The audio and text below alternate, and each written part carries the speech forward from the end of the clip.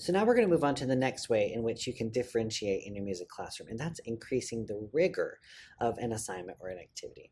It's kind of the opposite of adapting the assignment. Adapting the assignment would be more for students who need additional support to be able to ultimately perform the skill in which you're teaching them. Increasing the rigor is actually taking them past the skill. They can already master that skill. They don't need additional support because they can master the skill already that you've taught them. So how do you extend that further and increase the rigor to make it more challenging for the students who need an additional challenge? And you can do that in the similar ways of adapting through content, process, and product. And so we're first going to look at how you can increase the rigor through the content next. When you increase the rigor of the content in which you're teaching your students, basically what you're doing is you are giving the students who need it an extra additional challenge. Now, you're teaching your students all the same skill or concept or standard, right? But some students are already meeting that standard, or they're already performing that skill on the level they should be. So they don't need any adaptation. What they need is an additional challenge. How do you extend their learning so that they are continually engaged in your classroom? There's tons of ways that you can do this in your classroom, depending on what your content area or grade level is.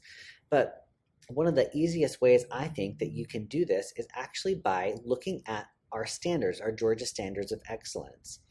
Because, like I said earlier, they are kind of built on top of each other in a kind of a spiral curriculum kind of way where each grade level kind of builds on itself and each content level builds on itself, whether it's beginners to intermediate to advanced to mastery, so on and so forth, looking to the next level up. For instance, in general music, let's say you have a third grader who can read all of the rhythms in the third grade reading rhythm standard, right? So if they're performing that consistently based on assessments and performances that you've seen with them, maybe they can handle the fourth grade standard and add those fourth grade rhythms into what you're teaching just for them. That's a way to differentiate. You're giving them an extra challenge. Maybe it's a harder part in ensemble performing repertoire, right? It just kind of depends on the student, what they can handle, and what challenges, depending on what sort of activity or assignment or situation that you are in your classroom. These can range from a student-led groups, student leadership opportunities, creating new dance movements for performances. Students who are working on one section, maybe they can continue on to the next section because they've already done it. They've already mastered that part of their learning process, so now they're going to continue to move on while other students are here. So kind of allowing that flexibility and providing students with that extra challenge is a way to increase the rigor of the content in which you are teaching your students. When talking about increasing the rigor in regard to process, how we are teaching a particular skill, I feel like it gives us a bit more freedom or leeway to focus our attention on where our students need us exactly. For those students who do meet a particular standard or they can perform a skill consistently, maybe as increasing the rigor, it is like kind of the next level to be able to teach someone else something.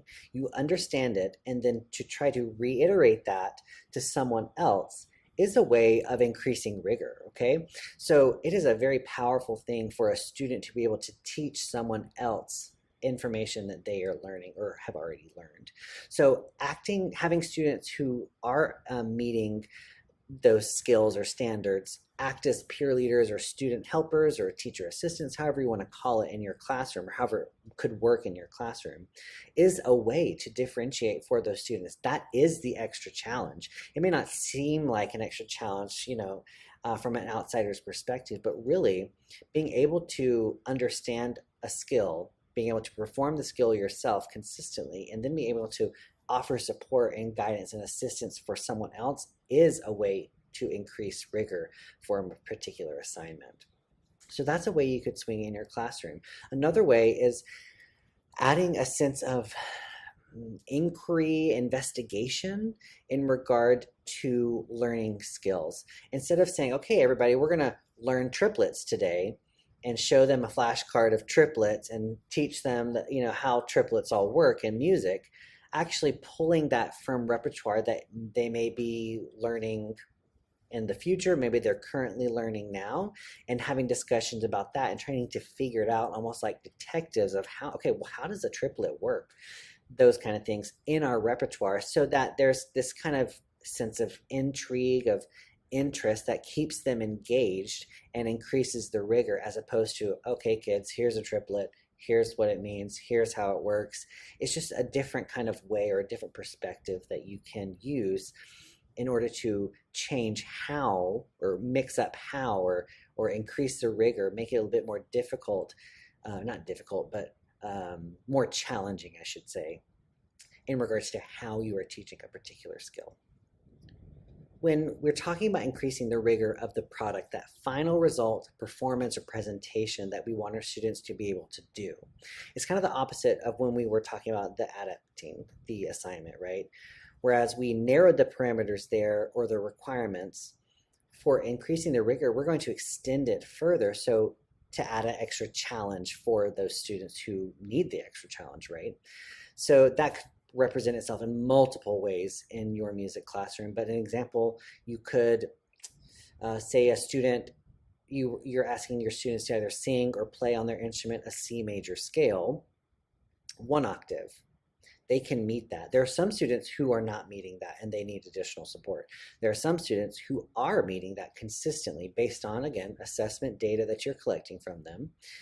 So you say, okay, well, since you're already meeting this, how about we take it even a step further, and you need to do 2 octaves on the C major scale, or 2 octaves and the arpeggios that go with that scale, to extend it further, to provide them with an extra challenge. Or maybe it's multiple keys that you're going to get them to perform that in, as an example, as a way of extending and challenging those students who need that challenge. Now, there's some other examples here that you see on your screen, but think about when you're increasing the rigor of the product, you're extending the parameters. Maybe some students, like the opposite, they are, when we're talking about adapting, they needed to narrow and minimize the number of bars in a composition or improvisation they were doing.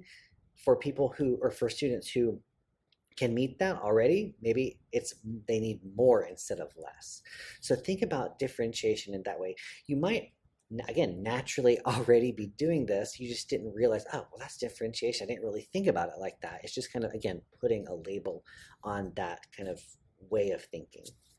The next differentiation strategy I briefly want to cover is utilizing different student grouping situations to our benefit in the music classroom. Now, I don't think that this strategy in particular is one that we most naturally gravitate towards in regard to differentiation strategies, because we naturally have more whole group situations in our music content areas. It's things like whole group, ensembles and band, orchestra, and chorus, and whole group instruction that happens in general music and in music technology and all the other content areas that we have. But I did want to provide you with this strategy because even though it's not the most natural, it doesn't mean that it's not effective or can be effective in your classroom. Again, it depends on your situation and your students and what they need and what kind of support they need. So let's talk about it. So we have flexible groups and we have whole group. In regard to how, if an outsider came in to your classroom, differentiation is probably least recognizable in a whole group situation, because you're kind of doing everything all at once with the whole group. So it's least recognizable with whole group. If you're incorporating flexible grouping situations in your classroom, differentiation is probably most recognizable in those kind of grouping situations. And we have 2 different kinds of flexible groups. The first one is homogeneous groups, which is basically you kind of put learners together that have shared learning characteristics, or they're kind of on the same level or developmental level or skill level. or have some of the similar music abilities, whereas oppositely, the heterogeneous groups are kind of mixed learning characteristics where everybody's at different characteristics, learning characteristics, and they're all placed together. They both serve really good purposes, and we're about to talk about those. So with homogeneous flexible groups, when you're thinking about those kind of groups, imagine kind of remember being in centers in elementary school and each center had a different activity and you're all kind of working there. So that's kind of the environment I'm thinking about when we're talking about homogeneous groups. But basically what's happening is the teacher, as the teacher utilizing this strategy of differentiation, you are giving intensive instruction, which involves really working with students with those similar needs and similar levels, and you are giving intensive instruction for those students at that level to basically to get to the next level, to get to the next level, to get to the next level. Basically, you want to continually have those groups get to the next level as you're teaching them. So you might be walking around the classroom, going to different groups to help to teach those groups individually as groups, or you might have the students rotating around the classroom and coming to you for that instruction. It just depends on the purpose of your situation, right? And how you want to use this in your classroom.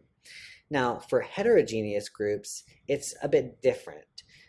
Because the students are at varying levels of ability and musical strengths, it's more like a collaborative working together, kind of helping each other out kind of grouping situation, where students who need additional support can learn from their peers, but you can also go around and help the students walk around and assist those groups as needed. Or like we were talking about before, for those students who need an extra challenge, to act as that peer leader and help their classmates out in their groups understand the concept or the skill that is being taught that particular day. So both are flexible, both are driven by assessment, and both can be used in the music classroom no matter what content area. You just have to be creative of how you are going to use it in your situation for your students. So a flexible grouping is the most recognizable strategy for differentiation because you've placed students specifically in groups and you're working with them for a particular reason, regardless of homogeneous or heterogeneous. It's the most recognizable, right? As a whole group, it's probably, like I was saying, the least recognizable because it's everyone in kind of in the same pot, right?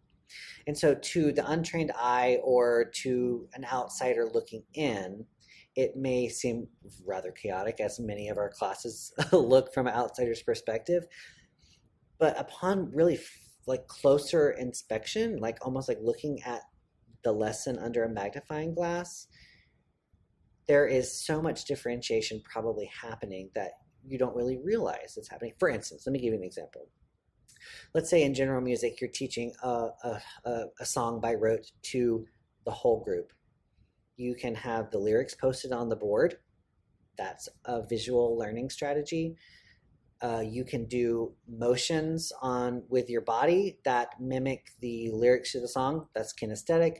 You can also do motions in different levels on your body to match the melody of the song. That's a visual and kinesthetic. You're teaching the song by rote, which is oral learning. So what from the outsider's perspective looks like teaching, really what you're doing is reaching all the students with different learning styles all at once in this kind of conglomerate of teaching, right? This whole group strategy. So I think this is what we are most comfortable with because it's most natural to us, and that's how I think this is what is most natural to us, what we are most comfortable with. So when it comes down to it, I think we don't really think about that as being a differentiation strategy, but it really is, because you are reaching multiple levels of students in a whole group situation with all these different kind of learning styles all at once. So this is again, just kind of stamping a label on something that we probably naturally do in the classroom but don't really realize it.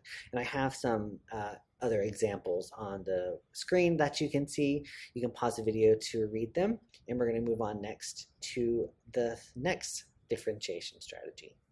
So the last differentiation strategy I want to talk about is actually adapting the learning environment itself to suit the needs of you and your students in your music classroom. Now, I don't necessarily think that the content itself is going to change that much based on the learning environment that you're in. It may differ slightly, but I think the big main idea, the big skill, or the big concept that you're teaching is most likely going to stay the same. However, what I think will change, and kind of what those groupings that we just talked about will kind of inform, is the process. So actually changing the physical layout of your classroom, putting students into those groups, or letting them get into their groups themselves, changing up your rehearsal space. Maybe you, instead of rehearsing or practicing in the band room or chorus room or orchestra room, you actually go to the performance venue, whether that's the shared performing arts building that's attached to your school, if that's a possibility, or maybe practicing in a different location with better acoustics, if that's possible. Those kind of situations and learning environments could actually, change how you actually teach students and the process of actually teaching the students. And honestly, sometimes just mixing things up can maybe have class outside, maybe just as a different